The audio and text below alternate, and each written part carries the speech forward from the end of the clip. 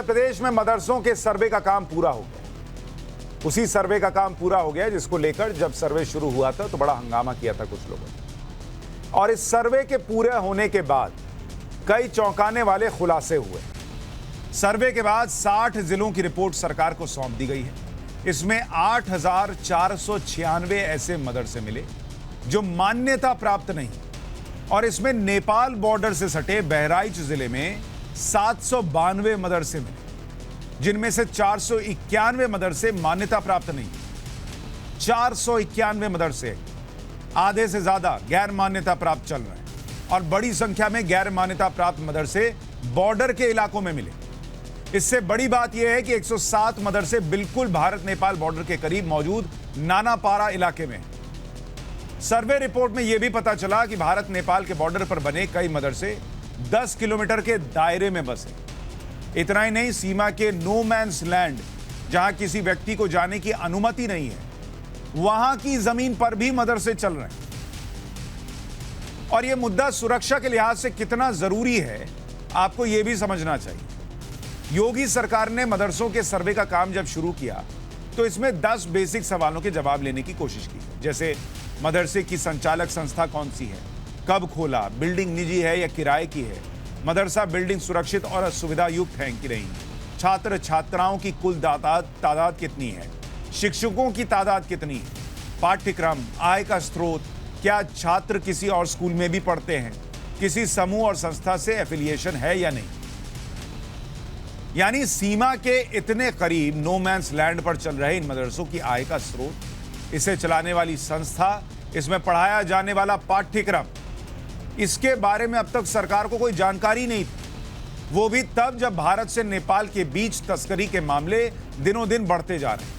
बड़े पैमाने पर नेपाल बॉर्डर के जरिए नशे जैसे ब्राउन शुगर और हेरोइन की तस्करी होती है। इसके अलावा चीनी, डीजल, पेट्रोल, खाद और स्क्रैप की भी तस्करी की जाती है। उत्तर प्रदेश नेपाल से 599 किलोमीटर का बॉर्डर एरिया साझा करता है। इसमें पीलीभीत, लखीमपुर खीरी, बहराइच, श्रावस्ती, बलरामपुर, सिद्धार्थनगर और महाराजगंज जिले शामिल। बढ़ते व्यापार की वजह से ही बॉर्डर से सटे बहराइच के गांवों की जनसंख्या में भी बढ़ोतरी। ऐसे में आज के सवाल हैं कि यूपी में आई मदरसों की बाढ़ क्या सरहद पार किसी साजिश का संकेत है? बॉर्डर पर मदरसा क्या कोई इंटरनल खतरा क्रिएट कर सकता है? नो मैंस लैंड पर बढ़ती मुस्लिम आबादी का सच क्या है? मदरसों का सर्वे पूरा होने के बाद अब योगी सरकार का अगला एक्शन प्लान क्या होगा? चर्चा करने के लिए डॉक्टर रिजवान अहमद वकील हमारे साथ जुड़ रहे हैं, मौलाना वजाहत कासमी राजनीतिक विश्लेषक हमारे साथ हैं, इसके अलावा हाफिज नूर अहमद अजहरी प्रेसिडेंट हैं UP Muslim personal law board of India के। आपका भी स्वागत। और माजिद हैदरी हमारे साथ जुड़ रहे हैं, पॉलिटिकल एनालिस्ट। आप सभी का बहुत बहुत स्वागत है। रिजवान भाई, ये जो सर्वे हुआ इसमें 8,000 के करीब मदरसे जो हैं वो गैर मान्यता प्राप्त निकले। आपको इसमें कोई चिंता की बात दिखती है? जो बॉर्डर के पास मदरसे हैं उसको लेकर चिंता जताई जा रही है। एक भाई साहब ने तो अभी तक कह दिया कि वहां पर जो है वो औरंगजेब को महान दिखाते हैं, जो चीजें पढ़ाते हैं वो देश के लिए खतरा हैं। ये बातें आपको लगती हैं कि वाकई सच्चाई हैं और देश के लिए खतरा है? जी हाँ, शुक्रिया। जय हिंद, वंदे मातरम। देखिए, दो बातें थोड़ी पहले की लेकर चलूंगा। अरशद मदनी साहब ने 2 बयान दिए, उसको इससे जोड़ूंगा। पहला, उन्होंने ये बयान दिया जो बात मैं कई सालों से बोल रहा था कि भाई मदरसे में हमें गांव में, देहात में, जंगल में सस्ती तनख्वाह पे जाकर कुरान शरीफ पढ़ाने वाला, नमाज पढ़ाने वाला मौलाना बनाना है। हमें एक हाथ में कंप्यूटर लेकर, लैपटॉप लेकर नमाज नहीं पढ़नी है। ये मेरा बयान नहीं है, ये आप सुना सकते हैं, ये मदनी साहब का बयान है जो बहुत बड़े एक मरकज़ के एक सदर हैं। तो ये उन्होंने बात मान ली। जो ये बातें होती थी साहब मदरसे में इंजीनियर, डॉक्टर, वो बात अभी आपकी डिबेट में आगे भी होगी, वो भी क्लियर कर दूंगा। तो एक तो बात उन्होंने वो साफ कर दी, चलो इतना तो माना। दूसरा, एक बड़ी रहस्यमय बात उन्होंने बोली जिसने इस पूरी चीज़ को बड़ा रहस्यमय कर दिया कि हम सर्वे नहीं कराएंगे लेकिन हमें सरकार से मदद भी नहीं चाहिए। यानी सर्वे से ऐसा डर पैदा हो गया कि आपने मदद लेने को मना कर दिया। मैं भी एक संस्था चलाता हूं, मिशन भारत, वो भी गांव में चलती है। वहां भी बच्चों को पढ़ाया, खिलाया, कुदाया, तीर चलाना, एयरगन चलाना, घोड़ा चलाना सिखाया जाता है, मैं चलाता हूं। पर अगर मेरा डिस्ट्रिक्ट मजिस्ट्रेट मुझसे 11 सवाल पूछेगा कि कौन टीचर है, क्या पढ़ा रहे हो, कौन सा सिलेबस पढ़ा रहे हो, पैसा कहां से आ रहा है, बच्चे कौन है, कहां के हैं। तो मैं सारी बातों का जवाब लिख के दे दूंगा। ये मैं कभी नहीं कहूंगा, और ये तो मेरी प्राइवेट फंडेड है, ये मैं कभी नहीं कहूंगा कि डीएम साहब सर्वे आप ना करो, भले आप जो हमारी मदद करते हो वो भी बंद कर दो। जैसे ही मैं ये कहूंगा मैं शक के दायरे में आ जाऊंगा। दूसरी बात, तीसरी बात आपने पूछी जो आपका सवाल था कि क्या ये आपके लिए कोई परेशानी की वजह है या आपको लगता है। सुशांत भाई, फिलहाल ये परेशानी की वजह नहीं है। मतलब नवंबर, आज क्या तारीख है, 11, आज वजह नहीं है परेशानी की। हो सकता है 2025 में भी परेशानी की ये वजह ना हो। और जैसा किसी साहब ने बोला ये यूनिवर्सिटी है, नहीं, ये यूनिवर्सिटी नहीं है, ये मेरे हिसाब से एक ग्राउंड वर्क है। और ये ग्राउंड वर्क अपनी रंगत अभी नहीं, शायद 10 साल बाद, 15 साल बाद, 20 साल बाद दिखाएगा। अभी नहीं दिखाई है। अभी अगर कोई मुझसे कहे कि मदरसों में आतंकवादी तैयार करे जाते हैं तो मैं कहूंगा नहीं भाई, ऐसा कोई रिपोर्ट सामने नहीं आई है। लेकिन हां, कट्टरवादी जरूर तैयार किए जाते हैं। ठीक है, आप तो कह रहे हैं कट्टरवादी तैयार किए जाते हैं और ये देश के लिए आने वाले वक्त में समस्या हो सकती है। हाफिज नूर साहब, क्या आपको लगता है जो रिजवान अहमद कह रहे हैं कि कट्टरता मदरसों में सिखाई जाती है और ये जो बॉर्डर के पास में जो मदरसे मिल रहे हैं जिनकी संख्या अचानक काफी बढ़ी है उनमें, और वो ज्यादातर उसमें गैर मान्यता प्राप्त है, कहां से पैसा आ रहा है, कहां से फंडिंग आ रही है, क्या हो रहा है, क्या पढ़ाया जा रहा है, पता नहीं, क्या ये देश के लिए खतरा हो सकता है? देखिए, रिजवान साहब क्या कर रहे हैं हमें ये जानने की जरूरत नहीं है। रिजवान साहब का काम ही मुसलमानों के खिलाफ जहर उगलने के सिवा कुछ नहीं है। ये पुराने, ये तो आरएसएस वाले मुसलमान है ना ये।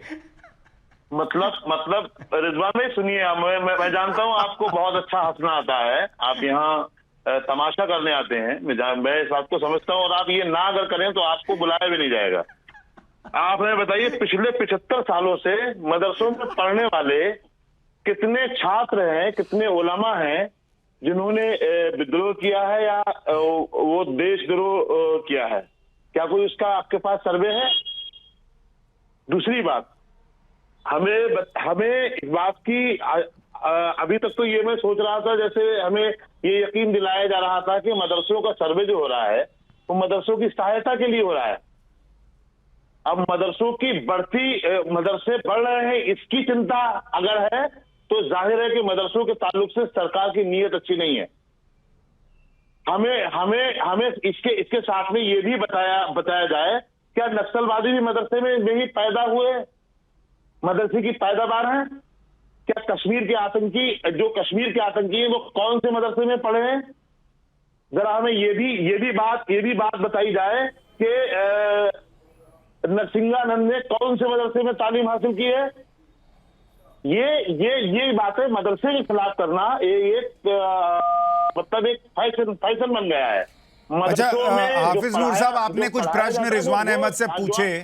हाफिज भाई, आपने कुछ प्रश्न रिजवान अहमद से पूछे, मैं उसका जवाब रिजवान अहमद से लूंगा। वहां पर तालीम हाफिज नूर साहब, बहुत महंगी कर रखी है साहब सरकार ने। ठीक है हाफिज भाई, मेरा सवाल सुन लीजिए। शिक्षा हासिल कर रहे हैं। हाफिज नूर साहब, मेरा प्रश्न सुन लीजिए। मैं कह रहा हूं आपने जो पूछा है मैं उसका जवाब रिजवान अहमद देंगे। मैं बस एक सवाल आपसे पूछ रहा हूं कि आप खुद कह रहे हैं कि मदरसों के अंदर से ऐसा कोई नहीं निकलता जिस पर कोई आतंकी या आतंकवाद की छाप हो, इसको लेकर प्रश्न उठे, कट्टरता का प्रश्न उठे, तो फिर सर्वे से दिक्कत क्या थी? ये 8,000 अगर मदरसे पता चल गए कि गैर मान्यता प्राप्त हैं, कौन बॉर्डर के इलाके में, कहां से उसके पास पैसा आ रहा है, तो इसमें दिक्कत क्या थी?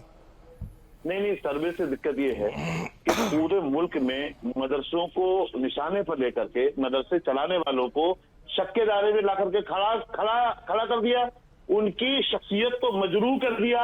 इसलिए ठीक है, आप कह रहे हैं शक बढ़ गया मदरसों पर। ठीक है, कासमी साहब और माजिद हैदरी, मैं आपके पास आ रहा हूं। एक छोटा जवाब रिजवान अहमद देंगे, फिर मैं आप दोनों के पास आ रहा हूं। रिजवान अहमद, आप रिस्पॉन्ड करें जो उन्होंने प्रश्न उठाए।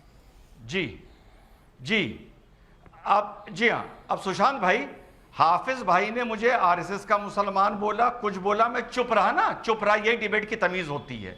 अब मैं बोल रहा हूं तो वो चुप रहेंगे। पहली चीज, मैंने ये कब बोला कि 75 साल में मदरसों से आतंकी निकले? मैंने बोला अब आपके कान बज रहे हैं तो मैं क्या करूं? दूसरी चीज, मैंने ये बोला कि जो संस्था गांव में रिजवान अहमद चलाता है, अगर डिस्ट्रिक्ट मजिस्ट्रेट मुझे वहां के सवाल पूछेगा तो मैं ये नहीं कहूंगा कि मुझको निशाना बनाया जा रहा है क्योंकि मैं मुसलमान हूं। मैं कहूंगा सवाल बताओ, 7 दिन के अंदर मैं तुम्हें जवाब दे देता हूं, क्योंकि मेरा दिल साफ है, मेरा मिशन साफ है, मेरी एकेडमी साफ है। आप सर्वों से जो डरते हैं, कांपते हैं, जो अरशद मदनी कहते हैं सर्वे ना करो भले हमें पैसा ना दो, ये डर की वजह क्या है? इस वजह से लोग आपसे सवाल पूछते हैं। और हाफिज जी, आखिरी बात, मैंने कहा आगे जाके हो सकता है, मैंने नहीं कहा कि वहां आतंकी बन रहे हैं, लेकिन आप लोगों के कान बजते हैं, आप लोगों को एक सेट तरीके से बोलना है, तो आपने मुझे आरएसएस ठीक का है, मुसलमान आप बोल कह रहे हैं दिया। आपने ऐसा कुछ नहीं कहा। और क्यों ये डर होना चाहिए? अगर डर दिखता है तो संशय पैदा होता है। कासमी साहब, आपके हिसाब से जो रिजवान अहमद कह रहे हैं वो ठीक है, या जो हाफिज नूर प्रश्न उठा रहे हैं कि भाई इसमें आपने मदरसों को एक तरीके से शक के दायरे में खड़ा कर दिया, लोग अब शक की नजर से देखने लग गए, अब देखने लग गए, या पहले से देखते थे? शक की नजर से देखने की कोई वजह है या बेवजह है ये?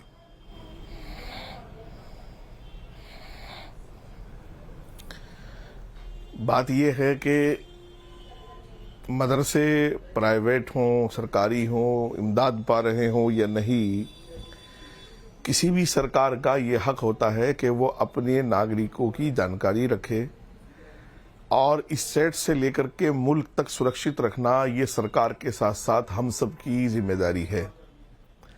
अगर सरकार कोई सवाल कर रही है और डिस्ट्रिक्ट मजिस्ट्रेट के थ्रू वो सवाल का पर्चा हमें मिल रहा है, हम एक कमरे का मदरसा चलाते हों, रजिस्टर्ड चलाते हों, किसी सोसाइटी के साथ हों, ये प्राइवेट जो भी है हमारा, हमें उन बातों का जवाब बहुत खुले मन से देना चाहिए। ना सरकार की नीयत कल खराब थी, ना सरकार की नीयत आज खराब है।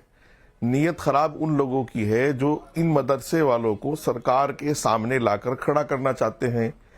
पिछले 75 सालों में जिन लोगों ने इनको ये बताया है कि अंग्रेजी पढ़ना हराम है, संस्कृत पढ़ना हराम है, हिंदी को नहीं पढ़ना चाहिए, हमें मौलवी ऐसे चाहिए वैसे चाहिए, आज वही लोग जिस अरशद मदनी साहब का जिक्र कर रहे हैं सैयद रिजवान भाई, वही अरशद मदनी ने अभी एक मीटिंग बुलाई थी दारुल देवबंद ने, आपने भी उस पर प्रोग्राम किया था, मैं भी उस प्रोग्राम में था, एक डिबेट में।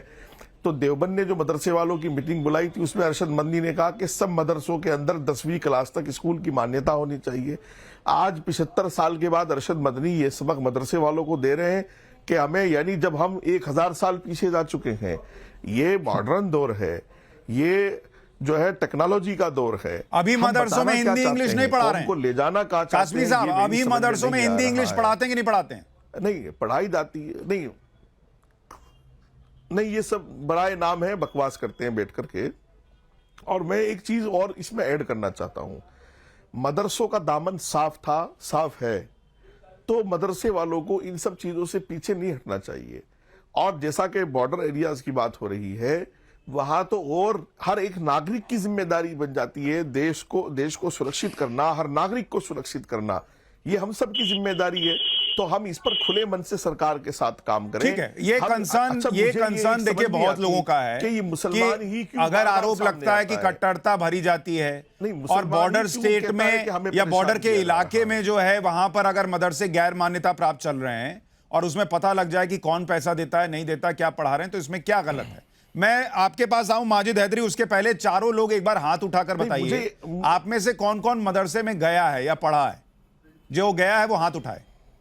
मैं मदरसे पढ़ा हूँ, मैं मदरसे से फारिग हूँ भाई। अच्छा, 3 लोग, रिजवान भाई मदरसे में नहीं गए, बाकी 3 लोग मदरसे में गए, ठीक है। माजिद हैदरी, आप बताइए, क्या अगर बॉर्डर के पास कोई मदरसा है और वहां कहां से पैसा आ रहा है, फंडिंग आ रही है, नहीं आ रही है, सब पता लग जाए तो कोई दिक्कत की बात है? क्या ये हंगामा करके मदरसों ने या मदरसों के साथ जो लोग खड़े हैं उन्होंने अपने ऊपर खुद ही सवाल खड़ा कर लिया कि हमको शक की नजर से देखो? देखिए सुशांत भाई, सबसे पहले समझना होगा मदरसा क्या है। मदरसा एक अरबी शब्द है जिसके माने हैं पाठशाला, शिक्षा की पाठशाला। आप तो खुद भी पाठशाला माशाल्लाह चलाते हैं। शिक्षा की पाठशाला आप इसे कहें, शांति की पाठशाला कहें, प्रेम की पाठशाला कहें, जो आप इसे नाम देना चाहें। क्योंकि मैंने इतने शब्द क्यों कहे? क्योंकि मुंशी प्रेमचंद जी की कहानियां अमर नहीं होती। हम कहते हैं मुंशी प्रेमचंद जी की अमर कहानियां। क्यों कहते हैं अमर? क्योंकि मुंशी प्रेमचंद जी जो थे वो मदरसे से पढ़े थे। राजा राम मोहन रॉय जी जो हमारी हिस्ट्री की किताबों में हम पढ़ते हैं, हमारे बहुत ही माने हुए पर्सनैलिटी हैं, हम उन्हें क्यों जानते हैं? क्योंकि वो मदरसे से पढ़े थे। अगर इस देश में मदरसे नहीं होते तो ये देश आजाद नहीं हुआ होता, क्योंकि मदरसों का इस देश की आजादी में सबसे बड़ा हिस्सा रहा। लेकिन 2014 के बाद कुछ ऐसे हालात बन गए हैं और 2017 के बाद यूपी में कुछ ऐसे हालात बन गए कि मदरसों को दूरबीन से देखा जा रहा है कि भाई मदरसों में क्या चल रहा है। तो भाई मैं आपको बता दूं मदरसों में क्या चल रहा है कि इस साल नीट के इम्तिहान में 10 मदरसे के विद्यार्थियों ने नीट का इम्तिहान क्वालिफाई किया है। अब वो डॉक्टर बनेंगे, बाकी प्रोफेशनल बनेंगे। तो मदरसे पर जो सबसे पहले आप टैग लगा देते हैं कि ये कोई इस्लाम की कोई ऐसा कोई कोट अनकोट जिहादी पढ़ाई चलाती जाती है, वो गलत है। मदरसे में शिक्षा दी जाती है।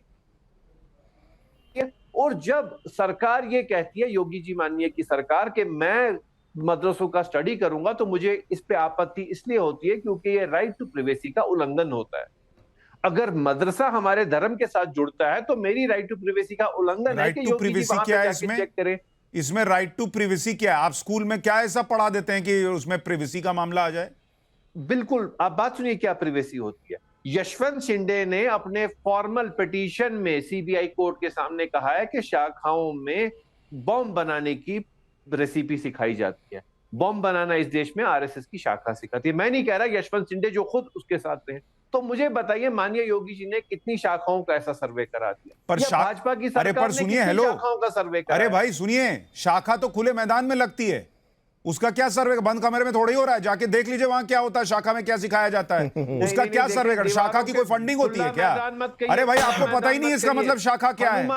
अरे भाई शाखा खुले में लगती है, कोई फंडिंग का मामला नहीं है, वहां कोई एजुकेशनल सिस्टम नहीं पढ़ाया जा रहा। देश के लिए आपको क्या करना है, कैसे करना है, ये बताया जाता है। उसका क्या सर्वे कराइएगा? मदरसे में फंडिंग नहीं होती। मदरसा बिना फंडिंग के चल रहा है। मदरसे बिना फंडिंग के चल रहे हैं। इस देश में मुसलमानों की आर्थिक हालत इतनी खराब है और मदरसे बिना फंडिंग के चल जा रहे हैं। कटेरी में मत लाओ।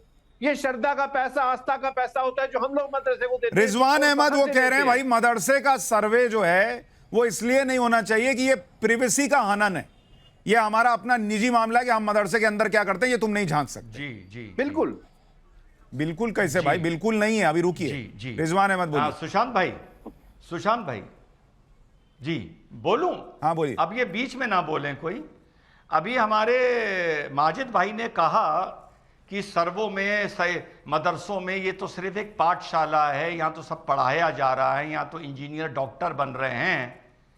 तो भैया जब अरशद मदनी ने 7 दिन पहले कहा था कि भैया हमें इंजीनियर डॉक्टर नहीं बनाना, हमें लैपटॉप नहीं चाहिए, हमें तो गांव में जाके सस्ता इस्लाम पढ़ाने वाला मौलाना चाहिए, तो उनको मना करते ना। ये बात रिजवान ने या सुशांत ने नहीं बोली है, ये बात अरशद मदनी ने बोली है 7 दिन पहले। सुन लिया करो डिबेट में आने से पहले। हमारा ये कथन नहीं है, पहली चीज। दूसरी चीज, आपने अपनी बात शुरू करी कि ये पाठशाला है, तो भैया सेंट्रल बोर्ड है पाठशाला में, जैसा बाल शिशु मंदिर और इनमें चलता है। स्टेट बोर्ड है, आईएससी बोर्ड है। ये तीनों बोर्ड में से कोई चूज कर लो अपने लिए। अगर पाठशाला से तुलना कर रहे हो तो ये मदरसा बोर्ड नाम की चिड़िया कहां से आ गई? दूसरी बात। और तीसरी बात, अभी भाई ने, मुझे पता था ये बात आएगी कि 10 लोग नीट में क्लियर करें। आपको पता है ये गेम क्या है? ये गेम क्या है जो ये बताते हैं नीट में क्लियर करें? मदरसे में 12वीं क्लास तक आलिम तैयार किया जाता है, हाफिज तैयार किया जाता है। करते ये लोग ये हैं, मेरे जो मामा थे वो टॉप कॉप थे, आईपीएस क्लियर किया था। सरधने में 1.5 साल के लिए वो मदरसे में पढ़े थे, सरदना में।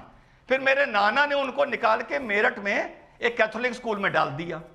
अब मेरे मामा आईपीएस क्लियर कर गए। अब हैदरी आएंगे और कहेंगे आपको पता है आगा मोइनुद्दीन शाह साहब तो मदरसे से पढ़े थे। अरे पढ़ना वहां से बताया जाता है जहां से आदमी 12th क्लास पास आउट करता है। जो आप ये नीट के लोग बता रहे हो, पहले ये बताओ, ये मैं स्टडी कर चुका हूं, ये मदरसे में कितने कितने दिन पढ़े हैं। कोई 1 साल पढ़ा है, कोई 2री क्लास तक पढ़ा है, कोई 3री क्लास तक पढ़ा है। उसके बाद सबने मॉडर्न एजुकेशन ली है।